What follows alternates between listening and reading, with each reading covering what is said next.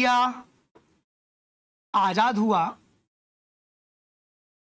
तो आजादी के बाद पाकिस्तान को 2 हिस्से दिए गए इन 1947। बहुत लंबे समय से पाकिस्तान मुस्लिम लीग की मांग थी कि जो मुस्लिम मेजॉरिटी एरिया है वो हमको दिए जाए। ड्यूरिंग इंडिपेंडेंस मूवमेंट जिन्ना की मांग थी कि जो मुस्लिम डोमिनेंट एरिया वो हमको दी जाए। जब फाइनली इंडिया आजाद हुआ 1947 में, तो पाकिस्तान को 2 इलाके दिए गए। इसको बोलते हैं वेस्ट पाकिस्तान और इसको बोलते हैं ईस्ट पाकिस्तान। ये दोनों इलाके मुस्लिम मेजॉरिटी इलाके थे। इसका विरोध किया था गांधी ने। गांधी कहना यह था कि भले ही ये दोनों मुस्लिम मेजॉरिटी है लेकिन दोनों के कल्चर में डिफरेंस है। ये वेस्ट पाकिस्तान जो है ये पंजाबी कल्चर लिया हुआ है क्योंकि ये पंजाब का इलाका था पहले, और अफगानिस्तान कल्चर लिया हुआ है, और ये जो है ये बंगाली कल्चर लिया हुआ है। लेकिन लीग ने कहा कि मुस्लिम मेजॉरिटी जहां भी मुस्लिम पॉपुलेशन है वो इलाके हमको दिए जाए। फाइनली दोनों दे दिए गए। 1947 से लेके 1970 तक धीमे धीमे ये जो दोनों इलाके थे पाकिस्तान के, इनमें आपस में टेंशन बढ़ने लगा। बिकॉज जो वेस्टर्न पाकिस्तान था वो डोमिनेंट था, सारी पॉलिसी वो बना रहा था, और वो ईस्टर्न पाकिस्तान को धीमे धीमे खत्म कर रहा था। सरकारी नौकरी हो चाहे कुछ भी हो, सब में नियम जो थे वेस्टर्न पाकिस्तान तय करा। यहां के जो लोग थे वो थे मुस्लिम, बट वो मुस्लिम थे बंगाली स्पीकिंग मुस्लिम थे, और ये अपने आप को ज्यादा कंफर्ट फील करते थे बंगाली स्पीकिंग हिंदू के साथ, दैट इज वेस्ट बंगाल के साथ। उनका मानना था हमारा कल्चर सेम है, खान पान रहन सहन ठीक। ये जितना ऑर्थोडॉक्स से इकट्ठा है उतना इकट्ठा थे नहीं। हुआ ये जब पाकिस्तान वेस्टर्न पाकिस्तान ने ईस्टर्न पाकिस्तान पे डोमिनेट करना शुरू किया तो ईस्टर्न पाकिस्तान ने वेस्टर्न पाकिस्तान का विरोध करना शुरू कर दिया, और यहां पे एक लिबरेशन मूवमेंट, एक आजादी का आंदोलन शुरू हुआ। इस लिबरेशन मूवमेंट को लीड किया शेख मुजीबुर रहमान ने, दैट इज कॉल्ड, आपके क्या बोलते हैं उनको, फादर ऑफ इंडिपेंडेंट बांग्लादेश। और जब इन्होंने मूवमेंट शुरू किया, इसके लिए बांग्लादेश मुक्ति वाहिनी नामक पूरी एक सेना बनाई गई, मुक्ति वाहिनी, और इन्होंने इसके नेतृत्व में बांग्लादेश की फ्रीडम के लिए एक मूवमेंट स्टार्ट किया। जब मूवमेंट किया तो पाकिस्तान ने अटैक कर दिया इसको। जैसे अटैक किया तो यहां से मदद मांगी गई भारत से। उस समय इंडिया में इंदिरा गांधी पीएम थी, इंडिया में। इंदिरा गांधी ने वेस्टर्न पाकिस्तान, ईस्टर्न पाकिस्तान की मदद के लिए इंडियन आर्मी को भेज दिया, और इंडियन आर्मी के जाने से ईस्टर्न पाकिस्तान का पलड़ा भारी हो गया और वेस्टर्न पाकिस्तान आने लगा। इसी बीच पाकिस्तान ने अमेरिका से मदद मांगी। उसने कहा कि हमारे मामले में इंडिया दखल दे रहा है। अमेरिका का इंडियन ओशन में एक नेवल फ्लीट है, मतलब उसने पूरा अपना बेड़ा बना रखा है, परमानेंट उसका बेस है हमारे इंडियन ओशन में है। अमेरिका बहुत दूर, बट उसने यहां पे एक बेस बना रखा है ठीक। अमेरिका ने अपने न्यूक्लियर फ्लीट, परमाणु बम के साथ जहाजों को भेजना शुरू कर दिया इंडिया की तरफ। जैसे इंडिया खबर लगी कि अमेरिका पाकिस्तान की मदद कर रहा है, इंडिया ने तुरंत उस समय के यूएसएसआर के साथ एक ट्रीटी कर ली। यूएसएसआर मतलब रशिया जो आज का देश ऊपर, ये भी एक न्यूक्लियर पावर कंट्री था, और इसमें हमने ट्रीटी जो करी उसमें था कि इंडिया का दोस्त यूएसआर दोस्त और यूएसआर दोस्त इंडिया दोस्त, और यदि कोई देश इंडिया पे अटैक करता है तो यूएसआर इंडिया की मदद करेगा। जैसे ट्रीटी करी गई, अमेरिका ने अपने नेवल फ्लीट को वापस कर लिया ठीक, और पाकिस्तान को हमने हरा दिया, और हारने के बाद ईस्टर्न पाकिस्तान आजाद हो गया ठीक है ना। जगजीत सिंह जो हमारे जनरल थे जिन्होंने सरेंडर करवाया, पाकिस्तान की तरफ से जनरल नियाजी थे जिन्होंने अपनी कटान निकाल के दी, सरेंडर किया, और भारत की तरफ से अरोड़ा जी थे, ग्वालियर के थे वो ठीक। तो उन्होंने सरेंडर करवाया और फिर पाकिस्तान ये लगभग 2 करोड़ के आसपास या 90 लाख के आसपास पाकिस्तान सैनिकों ने सरेंडर किया। इंदिरा गांधी ने उनको आजाद कर दिया। ठीक, उस समय अटल जी ने इंदिरा के लिए कहा था इंदिरा जो है दुर्गा का अवतार है।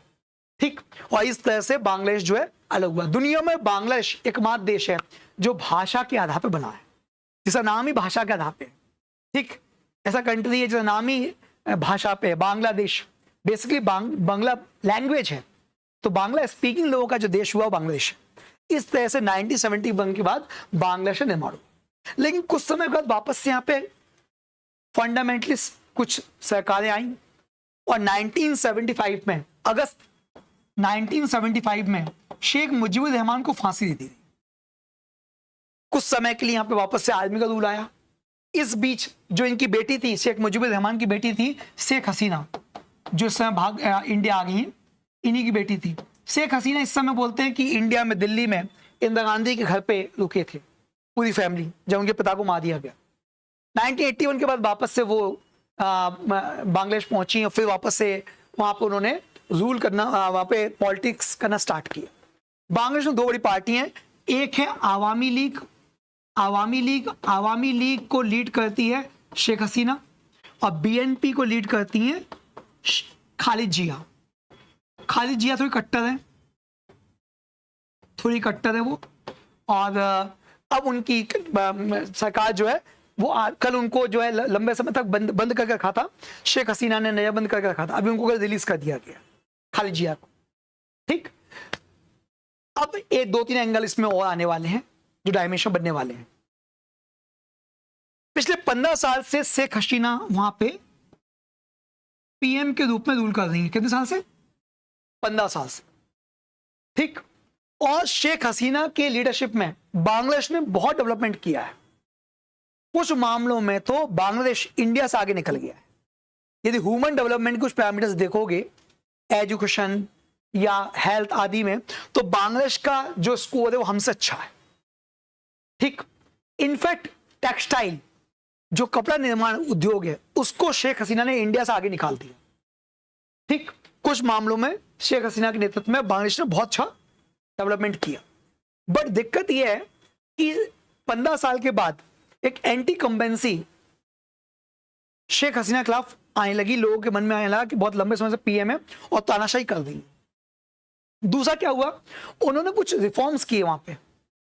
उन रिफॉर्म्स का खालिद जिया ने विरोध किया और खालिद जिया ने कहा कि हम इन सुधारों के साथ चुनाव नहीं लड़ेंगे। शेख हसीना ने चुनाव करवाती नहीं लगातार, और हर बार खुद ही लड़ रही हैं और खुद ही जीत रही हैं। तो धीरे धीरे पब्लिक में मैसेज गया है कि ये डिक्टेटरशिप की तरफ जा रही है। ठीक, हालांकि बांग्लादेश काफी लिबरल कंट्री है, उतना कट्टर नहीं है, मुस्लिम कट्टर बाकी कट्टर है। यहाँ पे अभी भी जो लोग हैं वो बांग्ला भाषा और रविन्द्रनाथ टैगोर आदि को पसंद करते हैं वहां के लोग आज भी।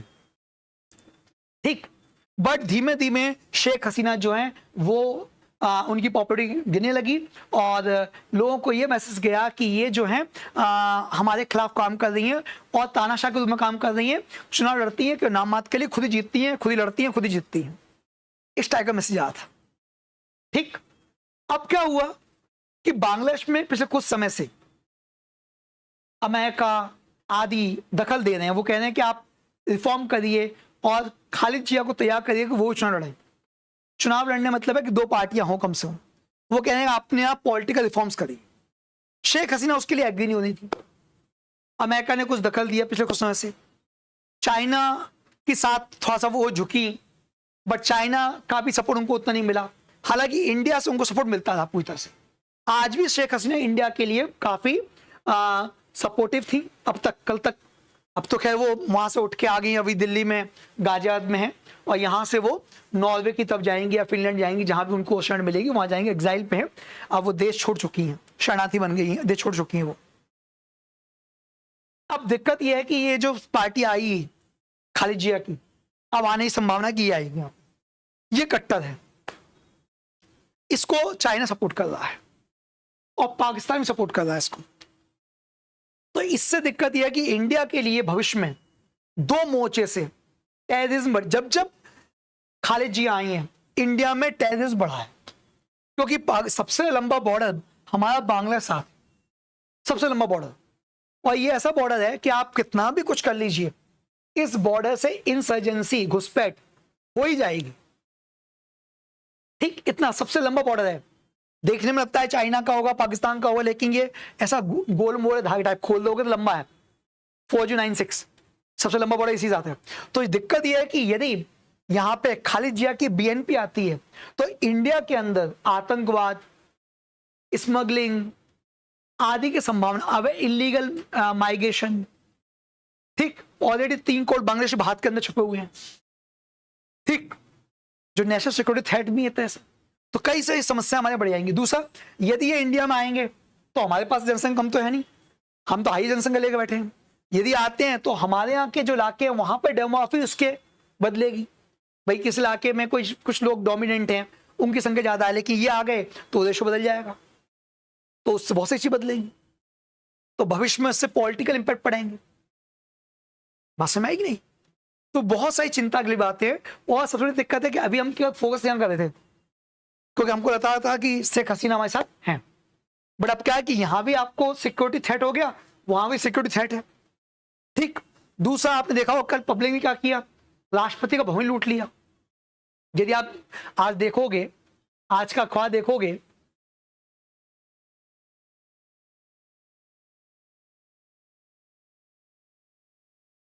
तो यही है वहां पे बैटलिंग बेगम्स। और यदि आया आज का ख्वाब देखो, द हिंदू देखोगे,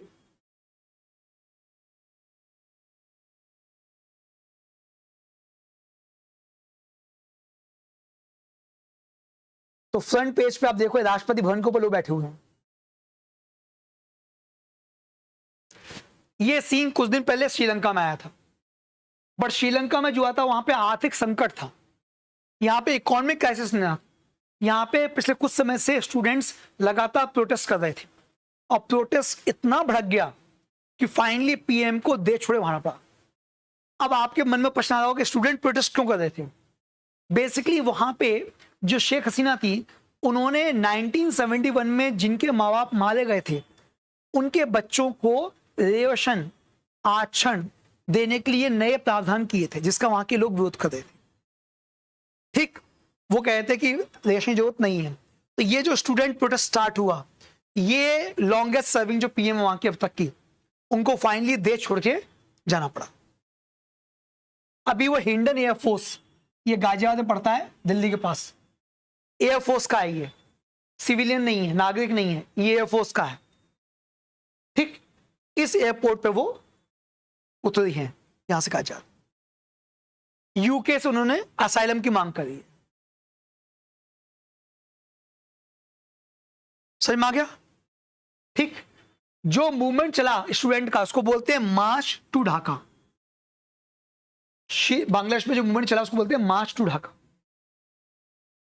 जो स्टूडेंट ने मूवमेंट चलाया था उसको बोलते हैं मार्च टू ढाका। कई लोग बोलते हैं कि स्टूडेंट मूवमेंट नहीं है ये, इसमें एक बड़ी इन्वॉल्वमेंट अमेरिका की है और पाकिस्तान की है।